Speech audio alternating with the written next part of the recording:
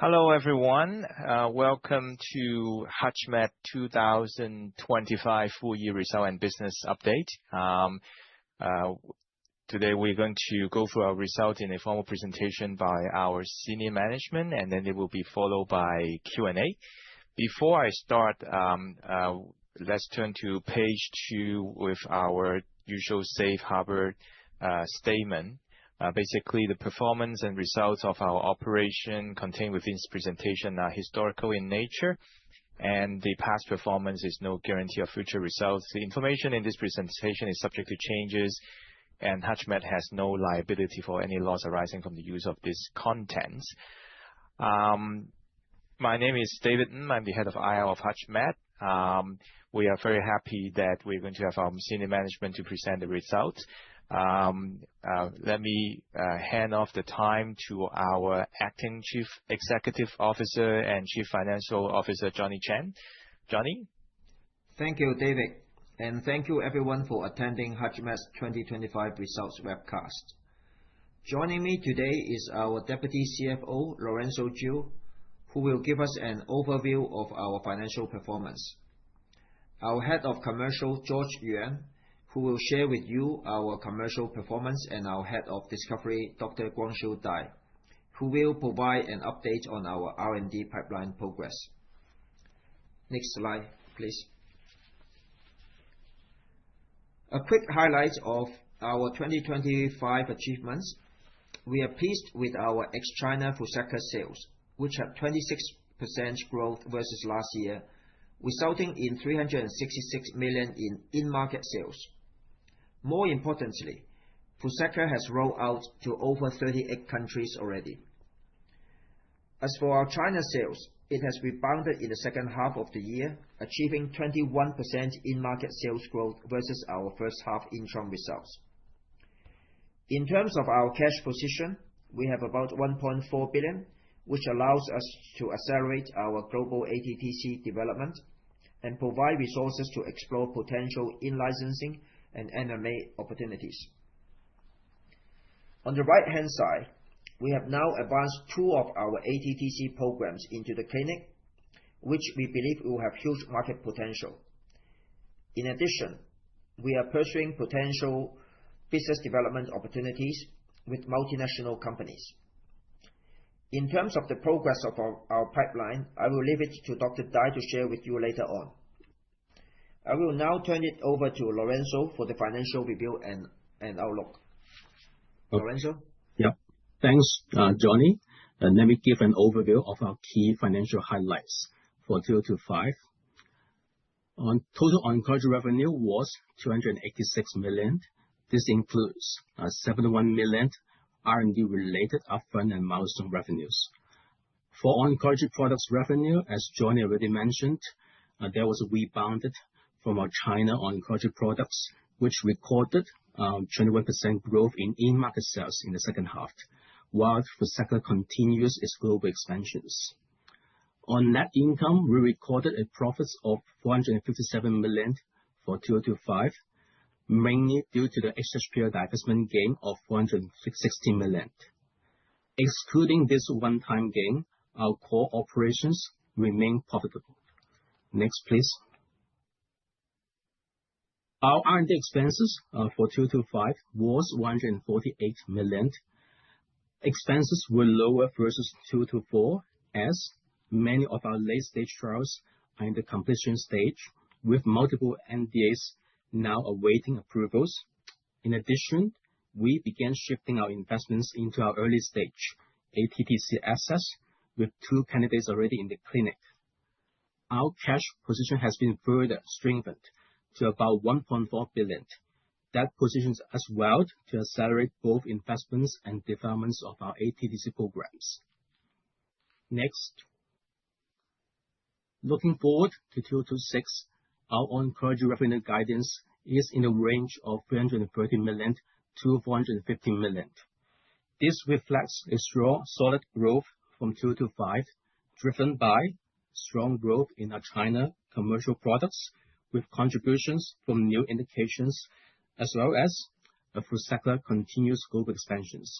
In addition, let's consider the potential partnership opportunities for our new drug candidates, including ATTC.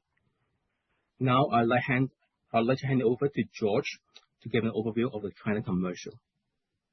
Thanks, Lorenzo. First, let's look at the FRUZAQLA, our business partner, Takeda's performance. They deliver a very strong 2025 with 26% growth. And if you look at the Q2, the second half, the growth actually is accelerated, mainly due to the market expansion. We launched some of the new markets like Portugal, Belgium, and South Korea. Also, the strong Japanese performance and some of the Europe performance uptake also contribute a second half strong growth. This reflects a market needs for safe and effective medicine in the later line MCIC treatment. Also, the physicians experience enhancement and also the reimbursement progress contribute to those growths.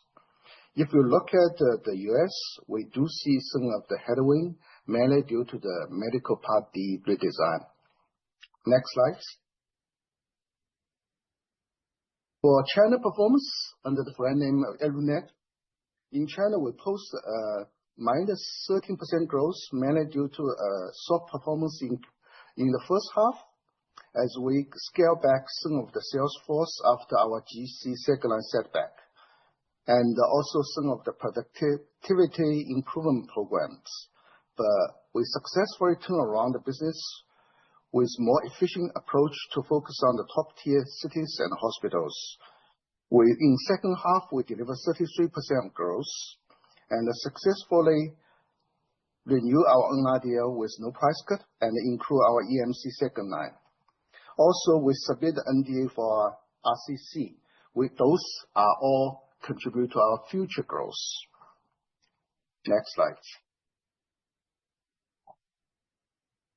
If you look at the ORPATHYS and the SULANDA, which is 11% of our total 2025 in-market sales, they are relatively soft due to the fierce competition. For SULANDA, we also face multiple PRRT, those nuclear medicine moving to the clinical stage and fighting with us with limited patient pool. But although we have some kind of headwinds, we do see some progress. First is for ORPATHYS, we have a first-line metascaping adding to the NRDL. Also, we have a such approval to drive future growth. Our SAFFRON SANOVO will read out what we are expecting in this year. For SULANDA, we maintain our market leader position in net performance in the TKI markets. Also, we have renewed our NRDL with no price cut. Our phase 3 PDAC study is on track. Next slide. We are building on behalf of, in addition to our solid tumor, we are building our hematology portfolio. We get our first medicine, first-in-class treatment for EZH2 mutated follicular lymphoma approved. This is our first hematology products launched in China. This also gives us a beachhead in the hematology. And also the TAZVERIK include our China's first commercial insurance drug list. We are one of the 19th medicine include this drug list. This gives us a kind of future growth opportunity to explore the commercial insurance. On the other side, those TAZVERIK provide us a beachhead in the hematology. To leverage these products, we can engage our hematology opinion leaders, establish our core team with expertise in the hematology to prepare the future hematology launch. Our soluble is prepared to launch early 2027, and our ITP is already resubmitted. And the Wi-Fi indication we are potentially submit in the first half of 2026. Also, we have additional pipeline in the hematology, the IDH1 and 2 inhibit for the AML, and also the BTK in the DLBCL, also start our phase 3 study. So in long run, we were aiming to build our very strong hematology portfolio. Now let's turn over to our Dr. Dai. Thank you, George. I'll provide an update on our R&D pipeline progress. The 2025 proved to be a great year for our pipeline, featured by fast regulatory movement and high-impact clinical data. We have achieved major progresses across our core areas: oncology, hematology, and our next-generation technology platforms. In oncology, savolitinib has reached critical regulatory and clinical milestones in both China and global markets. SACHI was approved in China in a speed record for second-line EGFR mutant MET-amplified non-small cell lung cancer. Sanova and Saffron completed phase 3 enrollment, and third-line gastric cancer filed NDA in China in late December 2025. In hematology, savolitinib, our Syk inhibitor, has solidified its position with ITP NDA resubmission and robust positive phase 3 data readout in wAIHA. Perhaps most excitingly, our antibody target therapy conjugate ATTC platform is now a clinical reality, with our lead assets A251 and 580 moving into global clinical development. A251 has started patient enrollment in China and in the US, closely followed by our second ATTC drug candidate, A580, which was first dosed in patients just yesterday. Beyond this, we are seeing broad success with fruquintinib EMC included in NRDL, fruquintinib RCC and fenugreatinib IHCC gaining NDA acceptance, and surufatinib moving into phase 3 for first-line PDAC. Next, I'll dive deep into how these progresses define our growth trajectory. Next slide, please. With savolitinib, we have dual focuses here: maintaining leadership in China and expanding the global footprint. In non-small cell lung cancer, savolitinib has been approved in China for first and second line MET exon 14 alteration as a single agent. For second line, the combination of savolitinib and osimertinib represents a promising chemo-free oral treatment strategy to address mechanisms of resistance due to MET alteration following EGFR TKI treatment in this advancing setting. In this setting, SACHI has been approved in China, and Saffron is expected to have a readout in mid-2026. For first line, Sanova, a phase 3 study of savolitinib and osimertinib, will read out in the second half of 2026 or early 2027. Savolitinib is more than just a lung cancer drug. We also reached an important milestone in gastric cancer, with China NDA for third-line MET-amplified gastric cancer being accepted and priority review granted. Next, please. The data from SACHI is compelling. In 2026 Lancet publication, SACHI study demonstrated a clinically meaningful OS benefit, 22.9 months versus 7.9 months in ITT patients who didn't receive subsequent MET inhibitor treatment. The hazard ratio of 0.32 is a clear indicator of OS benefit. Earlier, we have presented at ASCO that combination of savolitinib and osimertinib shows a clinically meaningful improvement in overall response rate and duration of response versus chemotherapy as second-line treatment. In particular, SACHI demonstrated clinically and statistically meaningful PFS improvement in ITT patients as well as in patients with failed third-generation EGFR TKI treatment. Next slide, please. Turning to savolitinib, a Syk inhibitor, our focus is on addressing the large unmet medical needs in immune-mediated hematological disorders. In ITP, we have resubmitted our NDA in China, NDA has been accepted and granted with a breakthrough therapy designation and priority review. The clinical profile of savolitinib is highly competitive. In a 3-year follow-up study, the median duration of exposure is over 86 weeks. The cumulative durable response reaches over 66 weeks. Over 51% of patients achieved durable response. This is highly consistent with 48.4% durable response rate in a double-blind phase of ISLAND-1 study. Savolitinib shows a superior durable response rate compared to many existing ITP therapies, including SYK inhibitor fostamatinib and BTK inhibitor rilzabrutinib, as well as efgartigimod, an FcRn drug approved for ITP in Japan.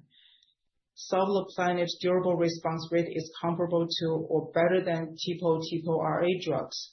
A key differentiation for savolitinib is its safety, particularly regarding vascular risks. It's well known that TPO-RA drugs have been associated with thromboembolic and thrombotic complications in ITP patients. Savolitinib clearly demonstrates a highly competitive clinical profile in the safety and efficacy. Next slide, please. The ITP market potential is significant and growing. In China alone, there are over 250,000 actively treated ITP patients, representing an addressable market of $500 to $700 million. Next, please. Next is our innovation engine, the ATTC platform. This platform is designed to combine the precise delivery of antibodies with the potency of target inhibitors. A251 is the first-in-class ATTC consisting of a potent PI3K inhibitor conjugated to an HER2 antibody with a DAR of 4 through a cleavable linker. Next slide. A251 targets a massive global market across several HER2-expressing solid tumors, including breast cancer, gastric, gynecologic cancer, and many other HER2-expressing cancer types. Next, please. The scientific and strategic importance of this platform targeting the PAM pathway cannot be overstated. The PAM pathway is the most frequently altered pathway in solid tumors, appearing in 38 to 50% of all tumor cases, much higher than the other major drivers like RAS, HER2, EGFR, and ALK. For instance, PAM alterations are often seen in breast cancer, gastric, ovarian, and prostate cancers. This gives A251 and other assets from this platform a massive total addressable market. Next slide. While small molecule inhibitors targeting PAM pathway and PIKK pathway have historically faced issues with high toxicities and poor DMPK properties, it is always challenging to balance clinical efficacy and safety.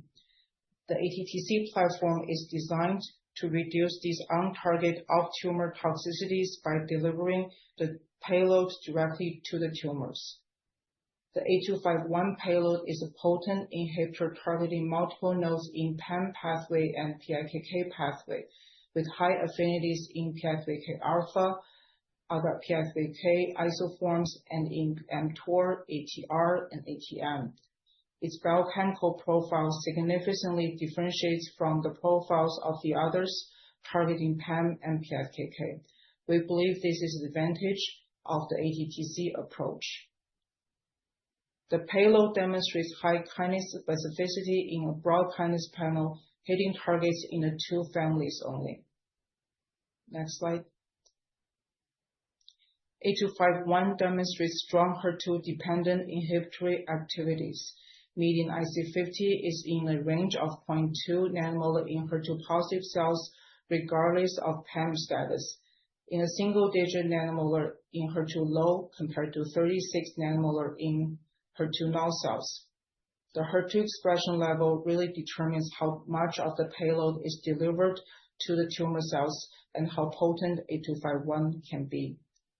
and crucially, A251 exhibits a bystander effect that allows it to overcome HER2 heterogeneity by killing neighboring HER2 null cells. The preclinical data has been published at 2025 EORTC conference. Next slide, please. A251 has started the global phase 1 study in the US and in China.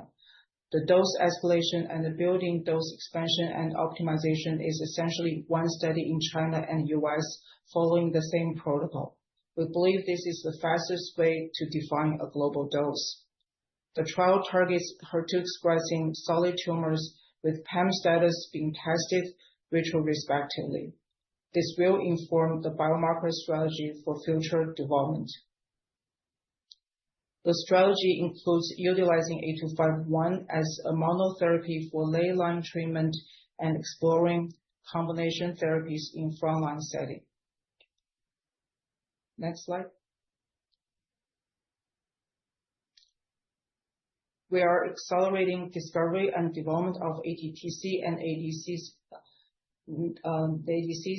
and this is the next generation innovation timeline. Our second ATTC asset, 580, has started the phase 1, opening sites and recruiting patients in China and in the US. The third ATTC asset, 830, is anticipated to enter global phase 1 this year. We are committed to maintain the momentum from the innovative platform in the coming years. Next slide. Looking ahead next 15 months, the upcoming milestones include for savolitinib, we expect readouts for both SAFFRON and SANOVO. We anticipate the label expansion with China NDA approval for the third-line gastric cancer indication. For savolitinib, our phase 3 trial in wAIHA successfully met its primary endpoint, clearing the path for the next regulatory filing, which will happen in the coming months. Our next major milestone will be the China NDA approval for ITP. For the innovation platform, 3 ATTCs will all be in the clinical development in 2026. Beyond these highlights today, we expect China NDA approvals for fruquintinib RCC and fenugreatinib in HCC, as well as surufatinib PDAC enrollment completion within the next 15 months. We look forward to another great year. And with that, I'll turn back to our acting CEO, John. Thank you, Dr. Dai. So in summary, we are very excited about our outlook for 2026 and beyond. We have multiple potential NDA filings upcoming, so including from SAFFRON and SANOVO readouts later this year. In addition, our new hematology products are expected to drive future sales growth in China. On the innovation side, our strategic efforts will be focused on accelerating global development of our ATTC programs, and at the same time, exploring business development opportunities to further validate and add value to this platform. Finally, our oncology revenue guidance of 330 to 450 million factors in our FRUZAQLA ex-China commercial growth and the positive impact of adding new indications for ELUNATE. With that, I will turn it over to David to start our Q&A session. Thank you, Johnny. Thank you, everyone, for the presentation. We will now do the Q&A session. First, a little bit of the instructions. If you look at the bottom of your screen, you can see the raise hand button. If you have a question, please press the raise hand button and I will call your name and unmute your line.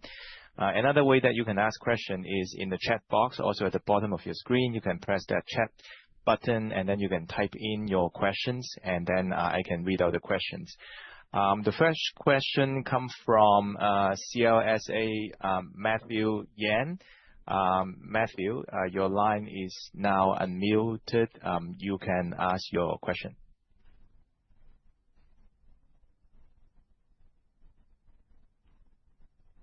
Hello, thanks for taking my questions and the very comprehensive elaboration of the results, and congratulations on the results. And got a few questions. First is regarding the oncology guidance in 26?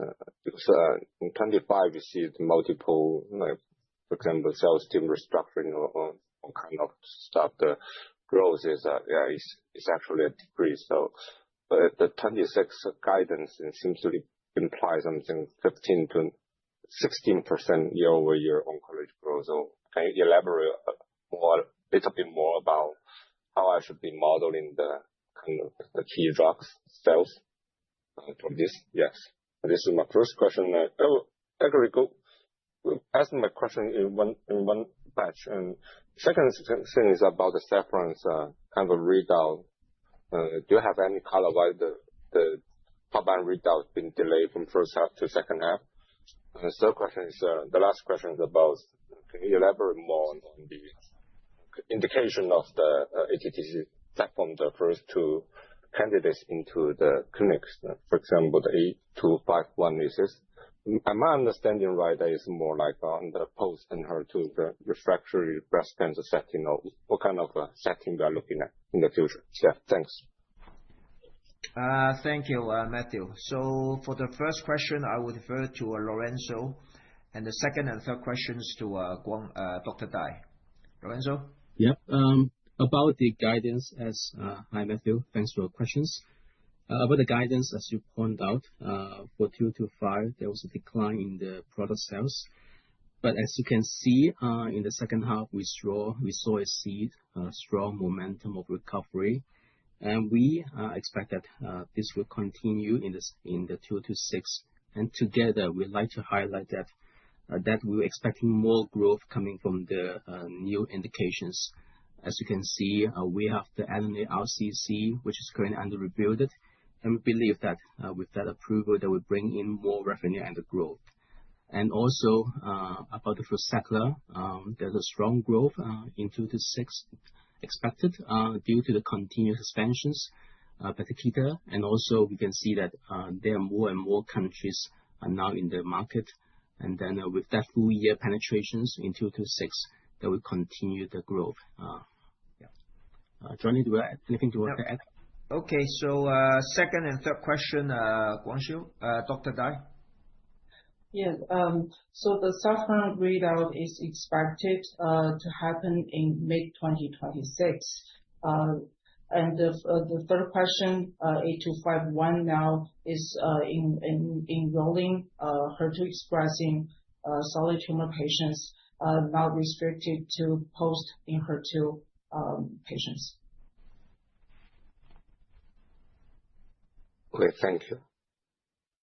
All right, David. Okay, thank you, Matthew. The next question comes from Matthew Guggenbiller. Matthew, your line is now unmuted. You can ask your question now.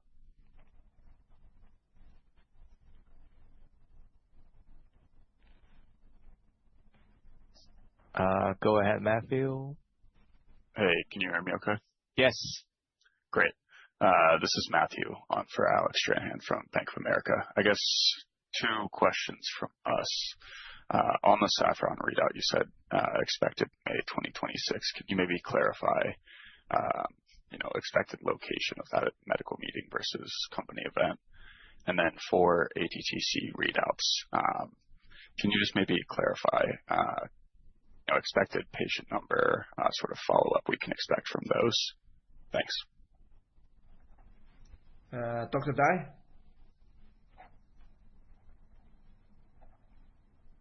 Okay, so the Saffron readout will be in, like I said, in the mid-2026.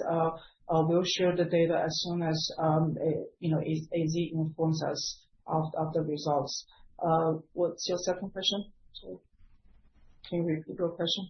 Yeah, in terms of initial clinical data for the ATTC assets, sort of size and scope of those in terms of patient number follow-up. The trial is still at early stage. We don't have a definitive timeline for the data readout. Gotcha. And then maybe one on commercial dynamics as well. I think first half had some headwinds from off-label sales, increased generic competition, and sort of sales force turnover. I guess, can you speak to, how those trends are looking in the second half and whether you expect those to stabilize throughout 2026. Thanks. Okay, Matthew. We'll invite our head of commercial, George, to answer this question. Yeah. Because we cannot for the GC, last year we faced some GC setback. The indication is not get approved. That's why if you look at the sales force, the original setting is we prepare for the GC, so the field force is a little bit over capacity when we lost the GC indication. That's why we rationalized the team, and also we try to focus more on the top hospitals, and that's why we have some kind of reorg in the team, which lead to some kind of performance issue in the Q1 and the first half. But everything is moving into the right direction. The turnover rate is significantly reduced. Also, the vacancy is already filled. That's why we have a very strong team now, and those kind of momentum will carry over to the 2026.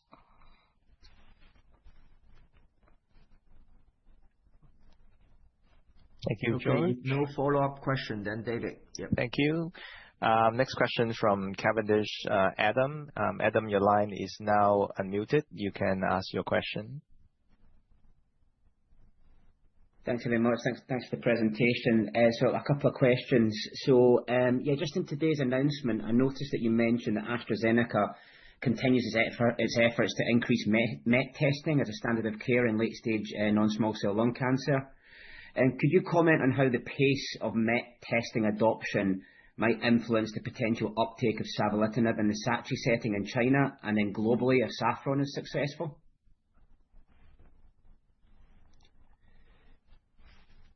Yeah. So, Dr. Dai, and yep. We do not have additional information on this question. Okay, no problem. Thanks very much. Just on the second question then. So on the ATTC platform, could you elaborate on your partnering strategy you're pursuing with the multinational pharmaceutical companies? And more specifically, are you considering out-licensing certain assets earlier in development to accelerate validation of the platform while potentially regaining greater control over other assets to maximize longer-term value? Well, I think I'll answer these questions. In terms of our strategy for the partnering with the ATTC program, first of all, I think as you can see, we have a strong pipeline already building up for this ATTC platform. So we now have positive responses from potential partners, and many of which are multinational companies. We have ongoing discussion with all those potential partners. So with our large portfolio that we anticipate that we will build on, I think we want to advance and accelerate this development. So hence we have considered to potentially license out some of these programs. So also in addition, I think we also have this AI capability which we can further develop some more candidates into our platform. As a result, I think this is why we also consider potential partnering opportunities. Furthermore, I think as this platform is really one of our next wave, we would also like to validate this through this partnering strategy. That's great, thank you. And I guess just if I could try my hand at a final question, it's just sort of maybe a broader one. As we think about the HUTCHMED story going forward, how should investors balance the contribution of the existing commercial portfolio against the emerging opportunity from the ATTC platform? And in particular, do you see the next phase of value creation increasingly driven by the pipeline and the platform assets rather than the marketed product? Well, we see as we have our second wave of, as we mentioned, hematology asset that will be going into the commercial side. that would adding to our existing already commercialized portfolio. So that would increasing our balance of our investment in R&D. So we will continue to ramp up our R&D expenditure. Last year, in 2025, in terms of our investment in R&D, was probably the lowest in recent years, mainly due to a lot of programs were waiting for approval, pending for approval, and we are also at the early stage of development of this ATTC program. But going forward, we do take this accelerate our global development strategy for ATTC, and at the same time, with the expanded commercial assets, we will be able to generate more income, so we can balance out our ATTC investment. That's excellent. Thank you very much, and thanks for taking my questions. Thank you, Adam. The next question is coming from UBS, Chen. Chen Bo, your line is now unmuted. You can ask your question. Thank you for taking my question. Well, my first question is on surufatinib. We see that it has started phase 3 patient enrollment. So I'm interested in is like partner strategy. So are you considering like a BD, like after data readout, or you are now in talks with any potential partners right now? Because the phase 3 will involve like a few hundred people, so it would be very expensive. Thank you. Okay, I will answer from a strategic side, and then I will invite Dr. Dai to comment further. We have no, at the moment, no intention to partner this program out. But Dr. Dai, in terms of the status of our development, perhaps you can comment a little bit. Sure, Johnny.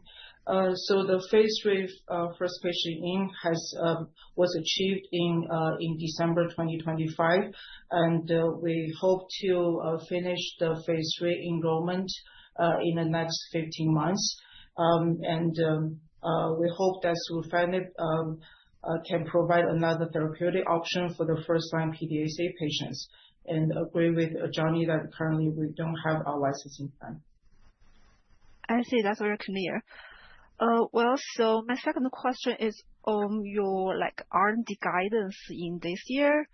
So we noticed that you have started like a few phase 3 trials, such as like surufatinib, as we discussed just now, and also like BTK, DLBCL, and also a few like early stage trials such as ATTC candidates. So I'm just wondering, like, what's your guidance for your R&D expense this year? Okay, just to clarify, we do not give out any public guidance on R&D expenditure, but as we mentioned that 2025 was the lowest level. We do intend to ramp up, as you also mentioned, a number of programs that we are actually advancing, as well as our strategy on accelerating our ATTC program. So going forward in the next few years, we do want to ramp up to a very reasonable kind of higher level of investment on R&D in the range of in the range of 250 to 300 million. I think that would be the ideal level of R&D investment. Of course, we will be stick to our commitment to the investors that we will be profitable in a sustainable situation. So therefore, we will be investing as we will be able to generate sufficient commercial income to cover our R&D investment. Okay, great. Maybe the last question from me. So I saw that you have very strong cash position by the end of 2025, and you also mentioned that you are planning to do some like in-license and also some M&A. So can you please elaborate a bit more on that side? Thank you. Yes. So yeah, 1.4 billion of cash on hand. So our priority is, of course, as we mentioned, accelerating our global development for ATTC program. We are open because with this cash resources, we are open if the opportunity arise for in-licensing late-stage commercial assets or potentially some assets that is complementary to our portfolio. But I think M&A and this in-licensing opportunity, we are open-minded because we are in a good financial position, but we have no fixed target at this stage. Okay, that's very clear. Thank you so much. Thank you, Chen-Bo. The next question comes from Premier Julie Simmons. Julie, your line is now unmuted. You can ask your question. Thank you very much. I was just wondering on the move into hematology products, whether this changes what you're investing in sales and marketing and what changes to the sales infrastructure it requires. Thank you. Thank you, Julia. So George, would you like to comment on this? Thank you. Because hematology is a very specialized team. That's why we already start up a new business unit with dedicated sales, marketing, and medical capability to address this kind of market opportunity. And with future pipeline adding to the business, we will expand the team. Lovely. Thank you. And then secondly, just on the impact in the US of the Medicare Part D changes, just wondering how much impact you expect that to have on sales in 2026, whether you can make any comment.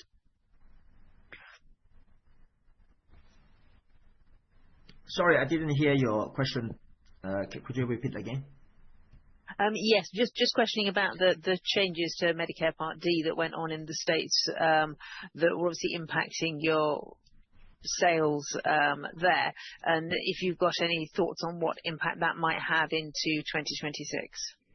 We have received no new changes so far. The impact factors into 2025 has been reflected. Despite that impact for US, I mean, we still achieve a 26% growth for our FRUZAQLA through our partners. So we do anticipate that in 2026, we will be expanding, rolling out of all the ex-US countries. So far, already 38 countries have been commercialized in terms of this FRUZAQLA, and we continue to see that the NRDL in those countries will be expanded. So the total impact for ex-China sales, we see that the US will continue to grow, but also outside of US, that is the key driver also. Thank you. Thank you, Julie. Next question coming from Daiwa, Wilfred Yuan. Wilfred, your line is now unmuted. You can ask your question. Thanks. Thanks for taking my question. I want to follow up on the revenue guidance that range from 330 to 450 million, which is a wider range versus last year anyway. Maybe can you give us more color as to the breakdown between the oncology product sales and the R&D milestones payment? Are you expecting some additional milestone, maybe to hit the high end of the guidance 450? Thanks. Lorenzo, would you like to tackle this question? I will add to it. Yep. Further to what I explained earlier, I think you can look in this way because we do not give any guidance of particular items within this revenue guidance. But for your information, I think it would be worth to note that in 2 to 5, our revenue has included some of the upfront and milestones, which if you exclude those, the base would be lower. And then for the 2 to 6, the guidance reflect a kind of a solid growth from 2 to 5.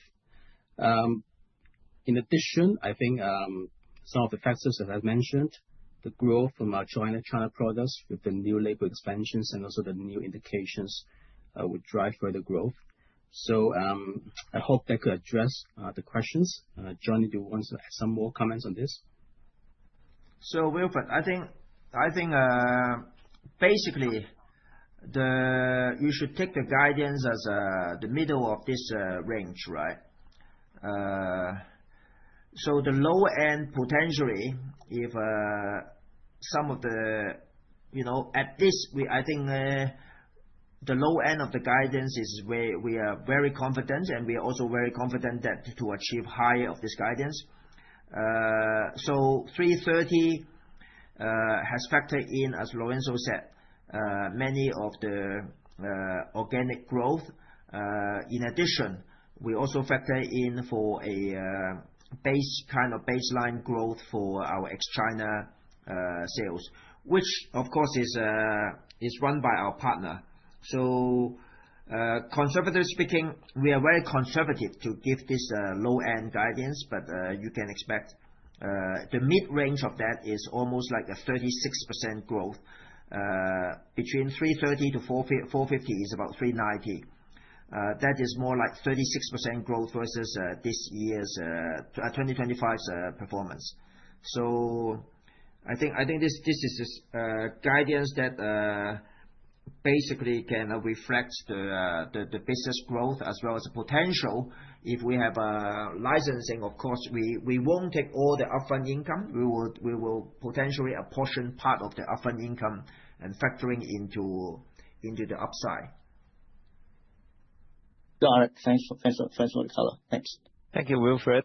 Next question coming from Goldman Sachs, Paul Choi. Paul, your line is now unmuted. You can ask your question. Hello, and thank you for taking our question. My question is on savolitinib, and assuming clinical success coming up here with Saffron, can you maybe comment on how you think a Tagrisso savolitinib combination would be sequenced in the treatment paradigm, given the recent launch of J&J's Rybrevant bispecific, and just how you think about guidelines evolving, directing oral options versus bispecific options. Thank you very much for taking our question. Yeah, thank you. So, Josh, you have any color to share on this? Yeah. This is, I think, this first thing is this provides two oral products for those EGF resistant MET amplification patients. So this is, we provide very efficacy and as well as convenience. But we do know the J&J bispecific antibody do provide another options, but all depends on doctor's perception regarding how the treatment paradigm shifts. Is still precision medicine win the game or not? The testing, the secondary testing win the game or not? So it depends on how AstraZeneca shaping the treatment.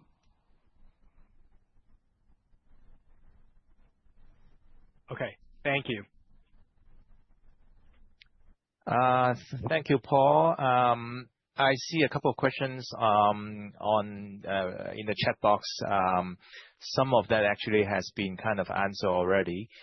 There's a question, Johnny, the question is, what is the thoughts about the need to decide appointment of a permanent CEO, or are we happy with the current situation?